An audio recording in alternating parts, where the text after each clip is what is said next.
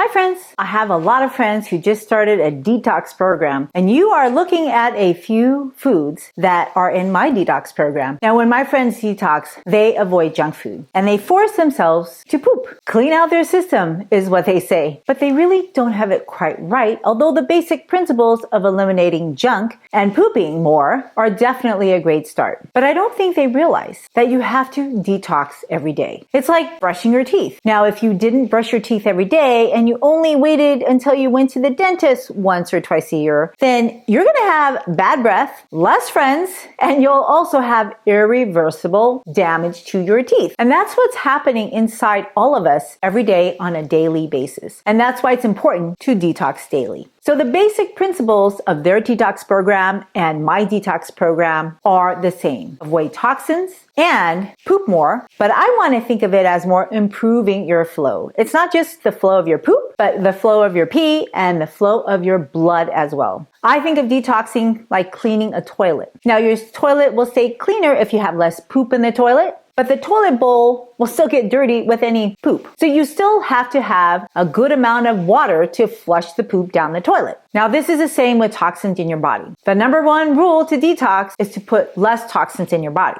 But the reality is your own body makes toxins that you have to flush down the toilet often to keep it clean through your pee and your poop. And you can't flush the system unless you get good blood flow to your liver and kidney. So in this video, we're going to talk about 10 things that I do daily to detox, which have been proven to flush the system so that you can activate your body's own innate detox pathways effectively without you doing some crazy detox program. Now, number one is kale, even kale juice. Now, if you asked me as a kid if I would be eating kale every day, I would think you would be crazy. And of course, I would just stop hanging around you. I hated green leafy vegetables as a kid. And in college, I had a roommate that loved salads. I thought she was weird, but that's because she drowned her salads in dressing. Now, as an adult, I have trained myself to appreciate salads and kales. And honestly, now I still don't like it, so I will just blend it and drink it. And that is the easiest way for me to get my kale down in a day.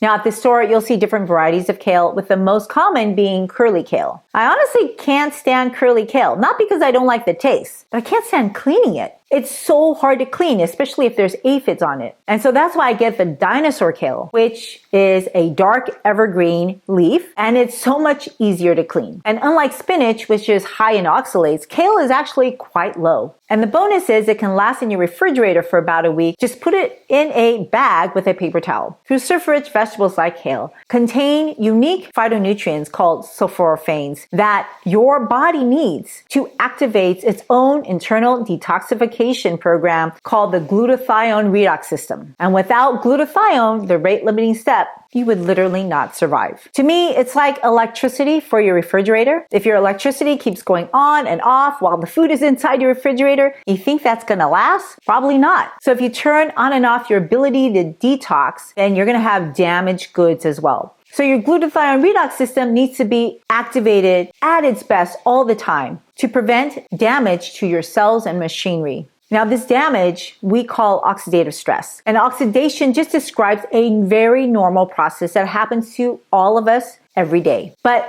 the problem is oxidation leads to damaged cells, proteins, fats, and DNA. So oxidation is toxic and it needs to be kept at a very low level. Because when you damage these vital components, your blood sugars rise, your metabolism slows, your blood pressure goes up, and your blood flow goes down. And this is why it's important to detox with antioxidants every day. And kale contains several powerful antioxidants. Now, to maximize sulforaphanes, it's important to pre-chop your kale and let it sit for at least 30 minutes to release an enzyme called myrosinase that's trapped in kale cells. Myrosinase actually converts glucoraphanin into sulforaphanes. And I know sometimes it's hard to have that kind of time. So if you're in a hurry, just throw in a pinch of mustard powder, as mustard seed has myrosinase. Now, number two is something abundant in kale as well, and that's magnesium. And of course, you can take a supplement or do it through food by eating dark leafy green vegetables like dinosaur kale. But did you know that pumpkin seeds actually have more magnesium per gram than kale? Do you know why? Have you noticed what color pumpkin seeds are? They're a shade of green. That green color tells me that there's chlorophyll in that plant. And when you eat chlorophyll, inside the middle of that molecule is a magnesium. The plants need magnesium to generate power. We need magnesium to power the glutathione redox system. Magnesium also relaxes your blood vessels, and that significantly increases flow. Really, nothing in your body will work unless you have good blood flow. When you have that blood flow, that blood will go through your liver, the number one detoxification organ, along with your kidneys, which then will expel those toxins out in your urine. And every time you get an adequate amount of magnesium, you are naturally detoxing. So if you're not eating leafy green vegetables and fruits and seeds, then you're missing an opportunity to truly detoxify on a daily basis. And by the way, did you know that pumpkin seeds can increase hair growth? And if your hair grows, you know you're detoxifying because it takes a lot of energy to grow hair. Now, I think a lot of people associate detoxing with supplements that act as a laxative to make your body poop. My friends are detoxing like that. They have this program they're doing together, and they spend an enormous amount of money to detox like once or twice a year. It's like spring cleaning. But if you only clean your house once or twice a year, then the rest of the year, it's going to be pretty messy. And I think of poop like that. If you don't poop every day or just poop once a day, then how can you expect your body to expel toxins? So for this fortress, I want it clean every day. So I make sure that I poop multiple times a day because literally poop is toxic. That's why your body wants to dump it. You may not poop every day, and that may be a normal habit that you've developed, but just know that you're reabsorbing your toxins when you don't expel it. And a lot of these cleansing solutions are really bad for our gut microbiome, as well as our electrolyte balance, and not to mention bad for the wallet. I mean, when you spend all that money to buy detox regimen to do something once or twice a year, when, if you can't buy better clean foods, is it really worth it? Even spending money on a laxative or stool softener gets pretty expensive. I would rather spend that money on food to help me propel my health and my poop. And when you do that, you actually build a better gut microbiome instead of destroying what you've built. And that's why number 3, I detoxify with chia seeds on a daily basis. Remember those Chia Pet commercials? Yeah, that's the same seed, except that now you want to eat it. Chia seeds are full of magnesium and soluble fiber. If you add chia seeds to water, wait 20 minutes, it's going to swell up like tiny tapioca pearls. And then if you drink that whole glass of water, let's say about 8 ounces, that dissolved soluble fiber will coat itself around your poop plug and help you evacuate those toxins. And this is kind of my secret sauce to help people relieve poop plugs without expensive laxatives. And if the first round of sauce doesn't work, wait a couple hours, repeat a second round of sauce, and that will usually work. And after that, it's really important that we incorporate soluble fiber like chia seeds on a daily basis to help the body naturally detoxify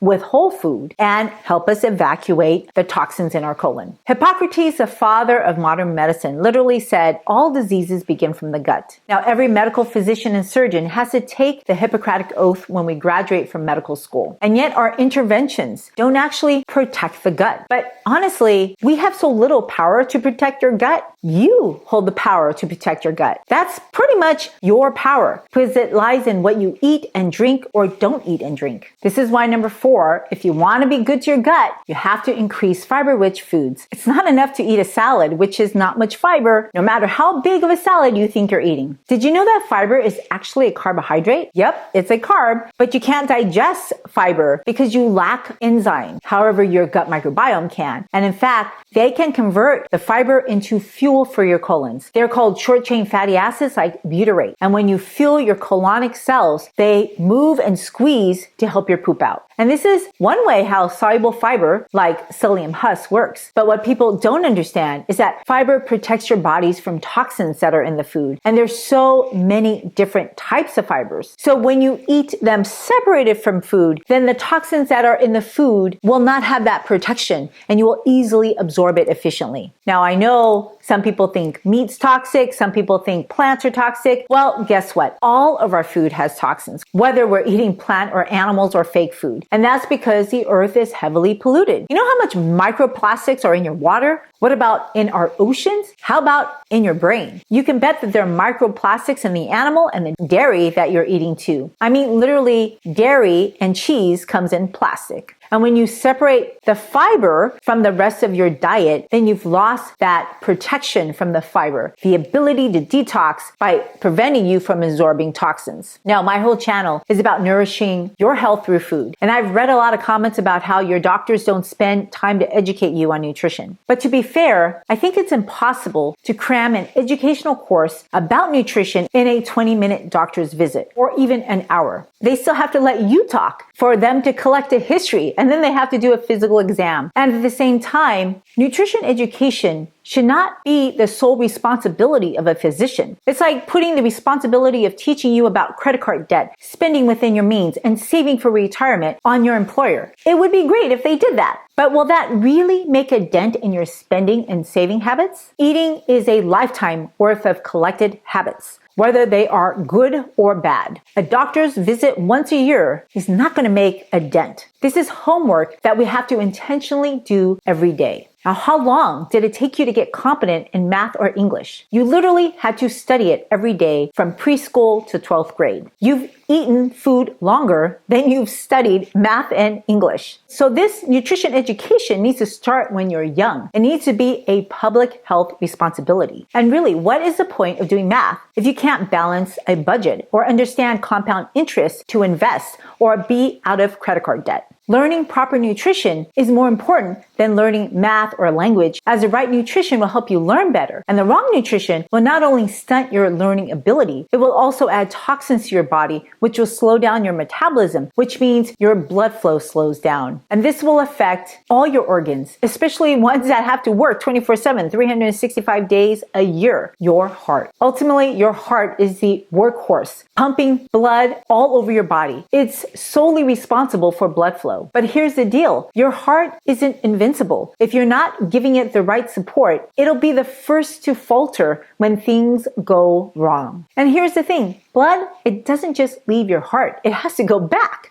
And any disruption in the vascular system will create chaos. Now, I live in LA, and if one highway or freeway is blocked, oh my gosh, there's just so much traffic. If blood pressure backs up, pressure will build up, and the heart has to work harder to maintain that blood flow. Now, this constant strain isn't just exhausting, it's actually quite damaging. And over time, it weakens the heart muscle, accelerates aging, and sets the stage for serious complications like heart attacks and heart failure. Now, I certainly don't want that to happen to either one of us. And if your heart can't pump well, you're not going to be able to detoxify well. And that's why I try to help my heart by improving my blood flow. So can you think of something you can do that's free to improve your blood flow? Well, number 5, it's free to walk. All of us can walk. And every day I try to walk at least 10,000 steps a day. I don't always make it, but I try. And 10,000 isn't a magic number. If you can do more, it's good to do more. People don't realize that if you don't move your muscles, you can't effectively move your blood. You can't effectively have good blood flow. There are 2 types of blood vessels in your body. The first one is how we measure your blood pressure. And that blood vessel is called your arteries. Your arteries are special because they are lined with smooth muscles that regulate your blood pressure depending on your body's needs. So when you stand up from a sitting position, your arteries will tighten to make sure that you still maintain adequate blood flow. Arteries, they receive blood from the heart. So if your arteries have plaques or a clot, it will cause blockage. That just makes your heart work harder. Now you have a second set called veins. These are blood vessels that you can see through your skin. They're blue. And when you get blood drawn, they are poking a needle through your vein. I have a pretty good vein here in my antecubital fossa for blood draw. And we poke through this because it won't jet when there's a hole in it, since it's a thinner wall. It doesn't have muscles surrounding it. Veins push blood back to your heart. But in order to do this, it will need your skeletal muscles. And that's why you have to move. So this is why if you're falling asleep sitting in your chair, your legs will swell up and they will get bigger and bigger over time. This condition is called dependent edema. You can get this if you sit around a lot in front of your computer, no matter what you're doing. And when you swell, you will trap toxins. And eventually there'll be so much inflammation that your legs and your feet will get fiery red, which means you have cellulitis and you need to go see somebody urgently. And it's simple to prevent this condition simply by elevating your leg when you're sitting, or better yet, take breaks from sitting and walk more. Now, do you think a food that has been shown to reduce your risk of cancer qualifies as a way to detox?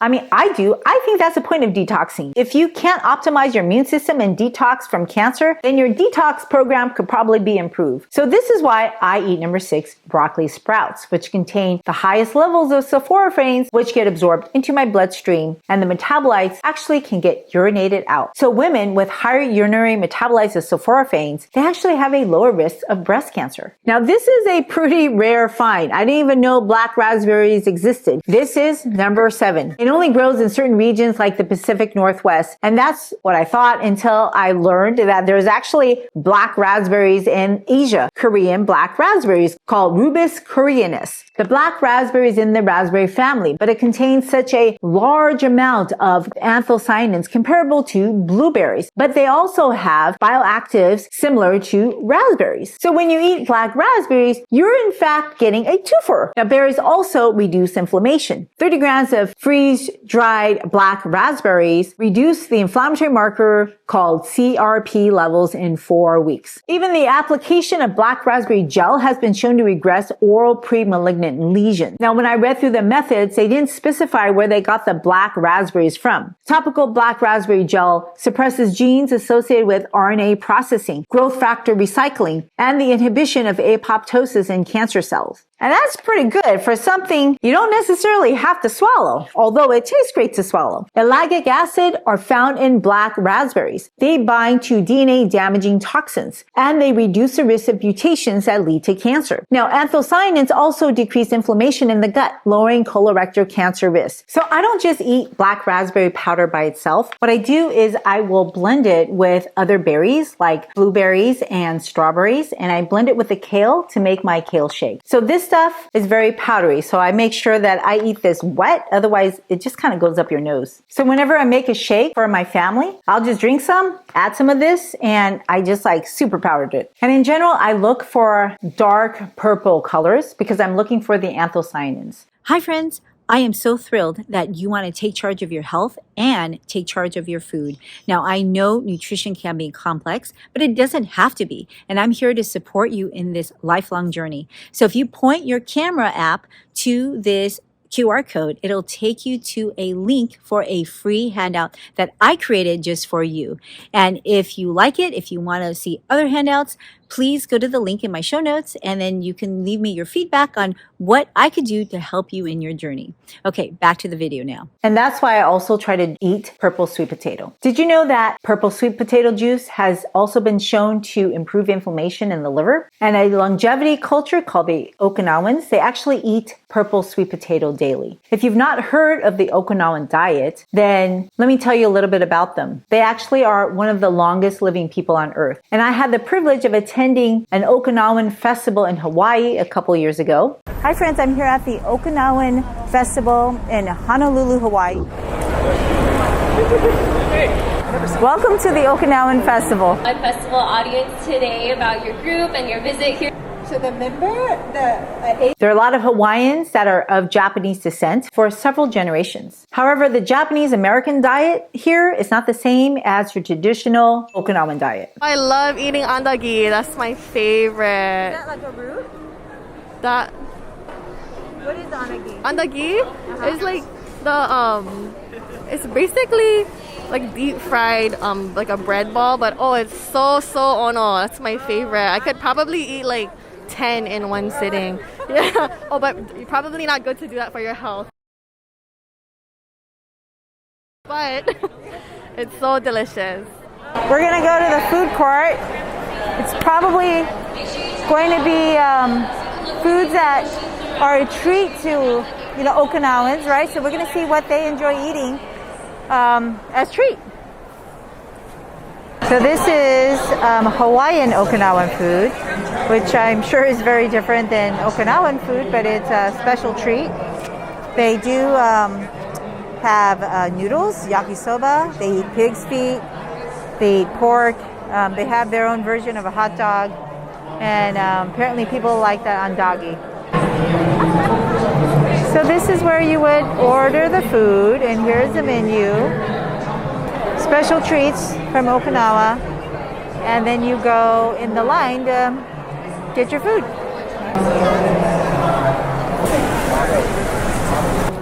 Okay, awesome. Okay, thank you very much. Oh wow, this is a famous Okinawa donuts.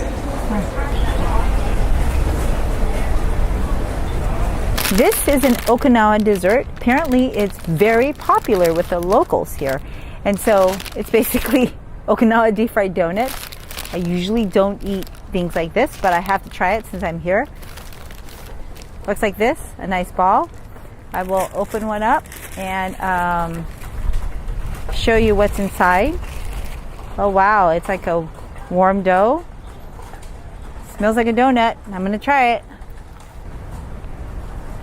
Okay, tastes like a donut. By the way, purple sweet potatoes are not like the common potato. So if you see a purple skin, you can actually eat that purple skin on the purple sweet potato. But you shouldn't eat that skin on a regular potato because a regular potato skin is toxic. It contains a compound called solanine, which is actually a neurotoxin. And you know that there's a high amount of solanine if you see that the potato is sprouting. It has little eyes or buds. But another way to tell is that if the potato skin is green. So when you peel it and you notice that there's a green layer underneath, that means there's a lot of solanine in that potato skin. I try not to eat potatoes with eyes. I will just throw them away. But if you decide to eat it, you should actually peel it, get all the green out because solanine travels with the chlorophyll. Now, number 9 is garlic, which has been associated with protection from evil spirits in many cultures throughout history. The European folklore thought that the pungent odor would repel vampires. So it symbolized purity and vitality. And people actually hung garlic braids over their doorways, windows, and around their necks to keep evil at bay. In ancient Egypt, garlic was considered sacred and believed to strengthen spiritual protection. Workers that build the pyramids even ate garlic for strength and to ward off negative energy. Now in India, Ayurvedic and as well as Chinese medicine thought garlic would have the power to dispel negative influences and protect against illnesses caused by evil forces or imbalances of energy. Now I certainly am not superstitious, but garlic does indeed possess unique antimicrobial properties due to its bioactive compounds like allicin, a sulfur compound released when you crush the garlic